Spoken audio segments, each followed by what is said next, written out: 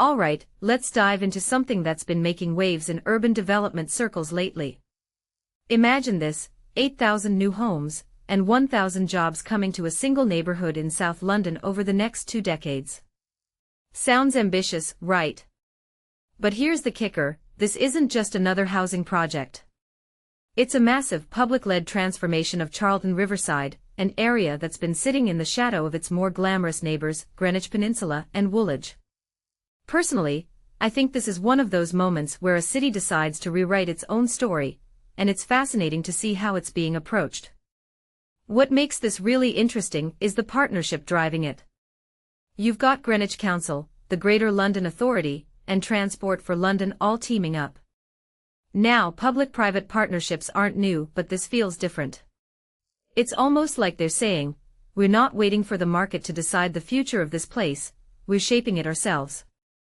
In my opinion, this is a bold move, especially in a city like London, where development often feels like a tug-of-war between private interests and public needs. What many people don't realize is that Greenwich Council is one of the largest landowners in the area, so they're not just a stakeholder, they're a key player with skin in the game. One thing that immediately stands out is the timeline, 20 years.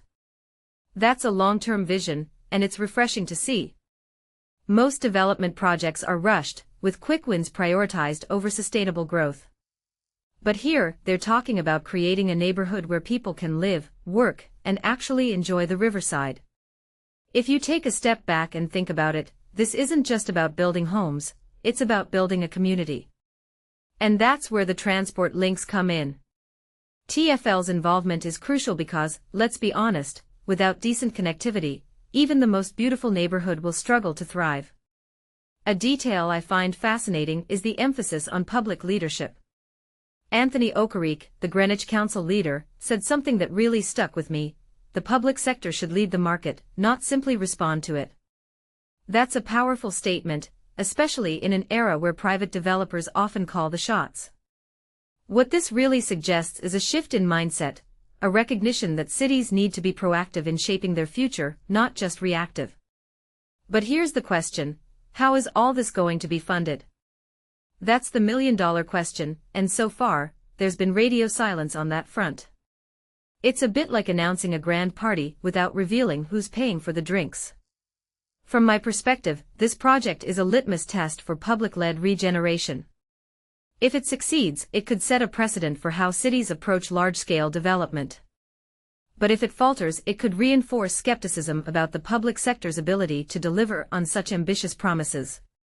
What this really boils down to is trust in leadership, trust in planning, and trust in the vision. And let's not forget the people who'll eventually call this place home. Will it be affordable?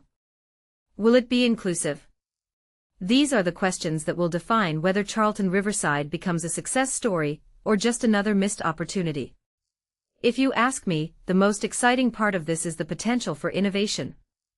With public bodies at the helm, there's a chance to prioritize things like green spaces, affordable housing, and community facilities, elements that often get sidelined in profit-driven projects.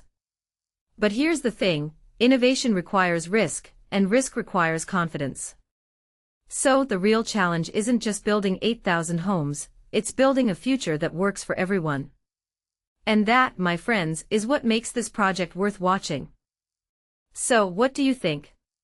Is this the kind of urban development we need more of, or is it too ambitious for its own good? Let me know in the comments below. And if you're as intrigued by this as I am, make sure to hit that subscribe button, because we're going to be keeping a close eye on how this unfolds. Until next time, keep questioning, keep exploring, and let's see where this journey takes us.